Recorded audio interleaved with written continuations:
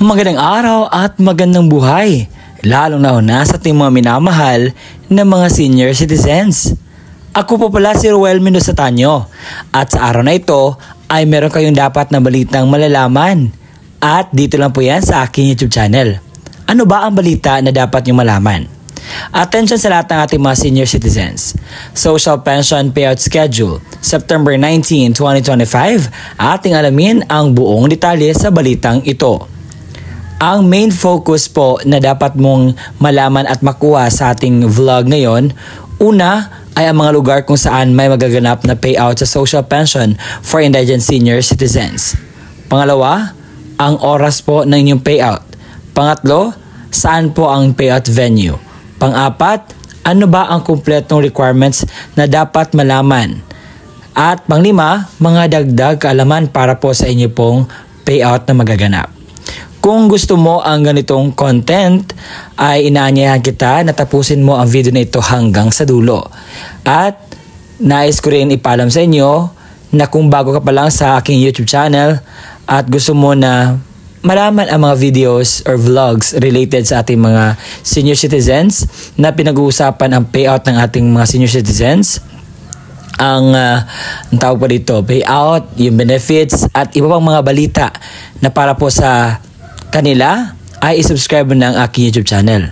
At ang dapat mong gawin para maging updated ka sa mga videos na i-upload ko pa ay i-bell notification mo na.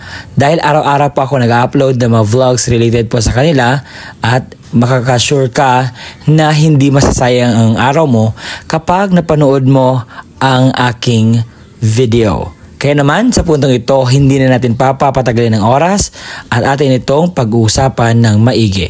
Let's go! Ang una po sa ating listahan na may magaganap na payout sa social pension for indigent senior citizens ay ang MSWDO ng Buena Vista, Bohol. Ito po ang mga kumpletong mga barangay na magpi-payout.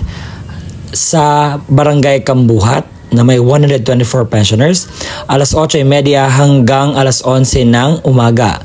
Sa Barangay Maryland, may 37 pensioners, alas 8:30 hanggang alas 9:15 ng umaga. Sa Barangay Cantuba, na may 82 pensioners, alas 8:30 hanggang alas 10 ng umaga. Barangay Baluarte, na may 30 pensioners, sa alas 8:30 hanggang alas 10 ng umaga. Sa Barangay Bugaong, na may 46 pensioners, alas 10 hanggang alas 11 ng umaga. Sa Barangay Kang-awa, na may 79 pensioners, alas 9:30 hanggang alas 10:30 ng umaga. Sa Barangay Cantores, na may 52 pensioners, alas 10 hanggang alas 11 ng umaga. Sa Barangay Dait Norte, na may 82 pensioners, alas 1:30 hanggang alas 3 ng hapon. Sa Barangay Cruz, na may 91 pensioners, na alauna hanggang alas 3:30 ng hapon. At sa Barangay Kambusok, alauna hanggang alas 3 ng hapon. At ang inyong payout po ay magaganap sa Buena Vista Cultural Center. Sa Barangay Obrero, Butuan City, or in general sa Butuan, na may payout po sa September 19, 2025, alas 9 ng umaga sa Barangay Obrero Covered Court, Butuan City. Ang total po na pensioners ay umabot po ng 308. Sa Pres MA ng Zamboanga Norte, mayroon po magaganap na payout sa September 19, 2025 at ito po yung kumpletong detalye. Naka-team po ito. Sa Team A, sa Barangay Dinoman, na may 158 pensioners, 7:30 hanggang alas 9:30 ng umaga sa Barangay Dinoman Covered Court. Sa Barangay Banbanan, na may 105 pensioners, alas 9:30 hanggang alas 11:30 ng umaga sa Barangay Banbanan Covered Court. Barangay Labakid, na may 95 pensioners, alauna hanggang alas 4 ng hapon sa Barangay Labakid Covered Court. Barangay Galukso, na may 136 pensioners, alauna hanggang alas 4 ng hapon sa Barangay Galukso Covered Court. Sa Team B naman, sa Barangay Dehenub, na may 200 pensioners, alas 7:30 hanggang 9:30 ng umaga sa Barangay Dehenub Covered Court. Sa Barangay Upper Irasan, na may 164 pensioners, alas 9:30 hanggang alas 11:30 ng umaga sa Barangay Upper Irasan Covered Court. Barangay Lower Irasan, ang inyo pong payout time ay alauna alas 4 ng hapon sa Barangay Lower Irasan Covered Court. Sa Team C naman, sa Barangay Pangulungon, Pangulugon na may 68 pensioners, alauna hanggang 3 ng hapon sa barangay Pangulugon Covered Court. Sa barangay Minang na may 68 pensioners, alauna hanggang 3 ng hapon sa barangay Minang Covered Court. Sa barangay Langatian na may 411 pensioners, alas 8:30 hanggang 12 ng tanghali sa Pasto Covered Court. Sa Team D na tayo, sa barangay Villahermoso na may 124 pensioners, alas 7:30 hanggang alas 9:30 ng umaga sa barangay Villahermoso Covered Court. Sa barangay Tanayan na may 87 pensioners, alas 9:30 hanggang alas 11:30 ng umaga sa barangay Tanayan Covered Court. Sa barangay na Bilid na may 160 pensioners, sa alauna hanggang 4 ng hapon sa barangay na Bilib Covered Court. Barangay Piao na may 97 pensioners, alauna hanggang 4 ng hapon sa barangay Piao Covered Court po magaganap ang inyong payout. Sa barangay San Isidro City of Talisay, Cebu, sa September 19, 2025, ito po ang ating payout time, alas 9:30 hanggang alas 12 ng tanghali sa San Isidro Multipurpose Activity or SIMPAC. Sa barangay Sardinia sa Malabuyok, Cebu, meron po maganap na payout sa alas 8:30 hanggang alas 12 ng tanghali sa barangay Sardinia Covered Court po magaganap ang inyo pong inaasam na payout. Sa barangay Doongan, meron po magaganap na payout sa September 19, 2025 sa alas 8 hanggang alas 12 ng tanghali sa barangay Doongan Covered Court. At ito po yung dapat ninyong malaman. Sa Table 1, ang inyo pong dapat na letter na mag-payout ay A at B. Table 2, C at D. Table 3, E, F, G, H, I, J, K. Sa Table 4, LM. Sa Table 5, N, O, P. Sa Table 6, Q, R, S, T, U, V, U, V, W, X, Y, Z po. Sa barangay San Pedro, sa Cantilan, Surigao del Sur, meron po magaganap na payout sa mga barangay na akin pong i-mention right now. Sa barangay San Pedro na may 178 pensioners sa San Pedro Covered Court. Sa barangay Consuelo na may 121 pensioners sa San Pedro Covered Court. Sa barangay Lilintian Poblasyon na may 209 pensioners sa Lilintian Barangay Hall ang inyo pong payout. Sa barangay Magusilom sa Poblasyon na may 259 pensioners sa Magusilom Covered Court. Sa barangay General doon lang pala. Sa barangay Maghaway, City of Talisay, mayroon po magaganap na payout at ito po ang kumpletong balita na dapat malaman. Sa alas 8 hanggang alas 12 po ng tanghali ang inyo pong payout sa barangay Gymnasium ang inyo pong payout venue. Sa Dumulog Gym, alas 9 hanggang alas 10 ng hapon po ang inyong payout sa September 19, 2025 po. Ang kasunod po ay ang munisipalidad ng Talibon sa probinsya ng Bohol. Ito po ang mga barangay na mag-payout na dapat mong malaman. Sa barangay Kalituban na may 135 pensioners, barangay Gindakpan na may 98 pensioners, barangay Sag na may 58 pensioners, barangay Busalian na may 152 pensioners, barangay Suba na may 126 pensioners, barangay Noknokan na may 82 pensioners, barangay Kataban na may 85 pensioners po. At yun po. Sa probinsya ng Cebu, sa City of Talisay, sa September 19, 2025, alas 9 hanggang alas 3 ng hapon sa Mohon Barangay Hall, Mohon City, Talisay, Cebu. Sa barangay sa Bindoy, Negros Oriental, meron po magaganap na payout at ito po ang mga barangay po na dapat malaman sa September 19 na payout. Sa barangay Mansehe na may 60 pensioners, barangay Salong na may 46 pensioners, barangay Danawan na may 51 pensioners, barangay Batangan na may 67 pensioners, barangay Dumulog. Ang inyo pong payout venue ay magaganap po sa Poblacion Covered Court. Sa September 19, 2025, ito po ang mga barangay na mag-payout. Barangay Tungaw na may 78 pensioners, Barangay Upper Panakian na may 104 pensioners, Barangay Colojo na may 61 pensioners, Barangay Ligwak na may 84 pensioners, Barangay Sagbay 2 na may 180 pensioners, at Barangay Balong-Balong na may 128 pensioners. Ang inyo pong payout venue magaganap po sa Pitugo Commercial Center. Sa Pasig City, sa September 19, 2025, ito po yung mga barangay na magpipayout. Sa Barangay Pinagbuhatan, alas 9 hanggang 2 ng hapon. Sa Suarezville Covered Court, Barangay Pinagbuhatan. Sa Barangay Palatio, Barangay Sagad, Barangay San Miguel, Barangay San Nicolas, Barangay Santa Cruz.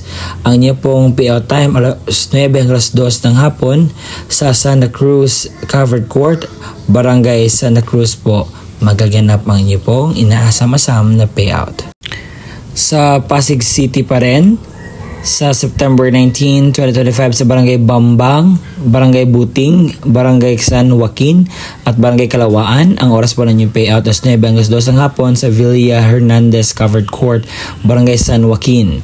Sa Barangay Bagong Katipunan, Barangay Kapasigan, Barangay Malinaw, Barangay San Jose, Barangay Santa Rosa, Barangay San Sumilang. Ang inyo pong payout as 9 hanggang 2 ng hapon sa Barangay Sumilang Multipurpose Hall. Sa Barangay Bagong Ilog, Barangay Kapitolyo, Barangay Uranbo, Barangay Pineda, Barangay San Antonio, alas 9 hanggang 2 ng hapon yung payout. At ang inyo pong payout venue po ay magaganap sa Barangay Pineda Covered Court. Kaya naman, kunin niyo po ito dahil sobrang importante na malaman po ninyo ito. Sa Magsaysay, Palawan, sa September 19, 2025, ito po yung mga payout venue. Sa Barangay Covered Court po ang inyo pong payout venue. Sa Barangay Imilod na may 68 pensioners, alas 8 hanggang 9:30 ng umaga. Sa Barangay La Karen na may 60 pensioners, alas 9:45 hanggang alas 12 ng tanghali. Alas 11:30 hanggang alas 1:30 hanggang alas 3:30 ng hapon sa Barangay Igabas na may 136 pensioners. Barangay Los Angeles na may 80 pensioners, alas 3:45 hanggang 5 ng hapon po. Sa atensyon po sa mga pensioners sa Balamban Complex po ang inyo pong payout, at kailangan pong puntahan ninyo po. Nang sa gayon po ay makukuha nyo po ang inyo pong payout. At sabi to, dinidiscourage nila ang mga authorization na puntahan na sa bahay para mas madali po ang payout na process.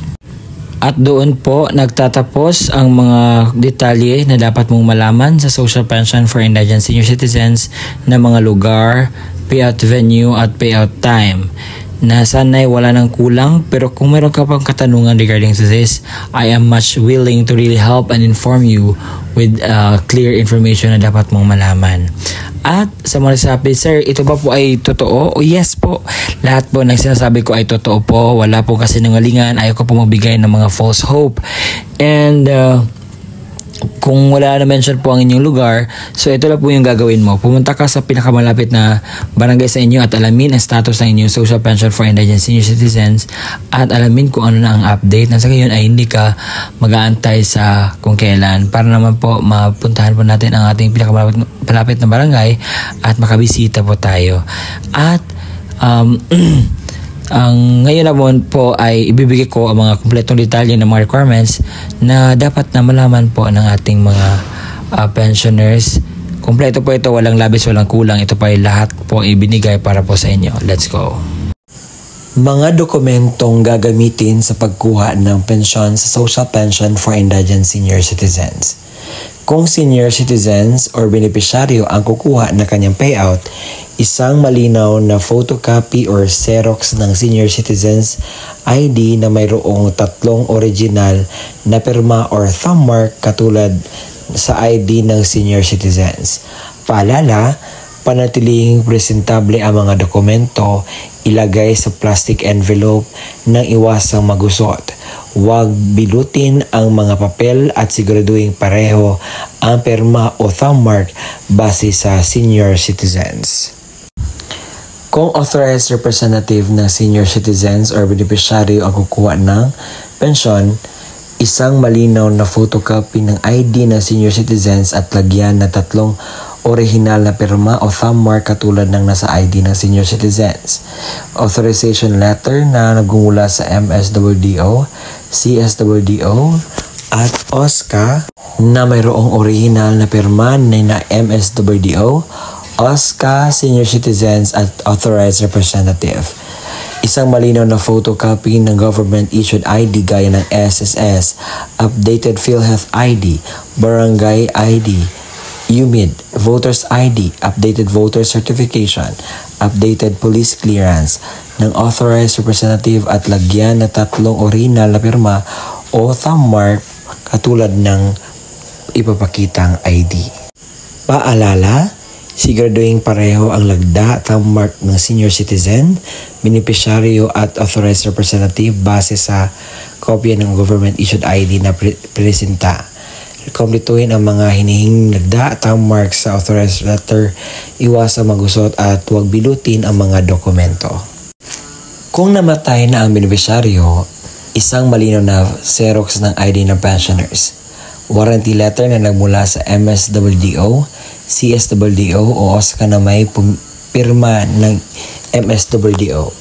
Xerox ng death certificate ng beneficiaryo na mayroong serial number. Isang malinaw na photocopy ng government-issued ID gaya ng SSS, updated PhilHealth ID, updated Barangay ID, UMID Voters ID, updated voter certification, at updated police clearance ng authorized representative at lagyan na 3 original na pirma o thumb mark katulad ng pinapakitang ID.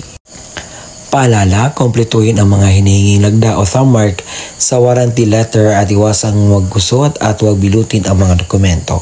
Kung wala ang death certificate, kinakailangan ng certificate mula sa MSWDO, CSWDO na nakasaad ng pagpatunay na ang beneficiaryo ay patay na at kasalukuyang inasikaso ang death certificate.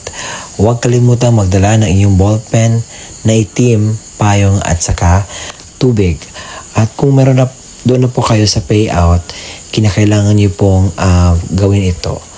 Kinakailangan kumain muna kayo before pupunta sa payout. Magdala ng sariling ballpen, inumin at gamot kung kinakailangan. Baka pagdating po doon ay medyo mas ready tayo para maiwasan natin ang mga darating pang mga sakuna. At ang gagawin niyo po is magpila po, sumunod sa mga alituntunin ng payout. At yun po. At yun po ang kumpletong detalye na ating nalalaman ngayon. Maraming salamat po sa walang sawang pagsusuporta, panonood po sa ating mga ina-upload na vlogs. Umabot na po tayo sa 70,000 subscribers. Maraming salamat po and God bless us all. Gawin natin 100K. Kaya ba? Salamat!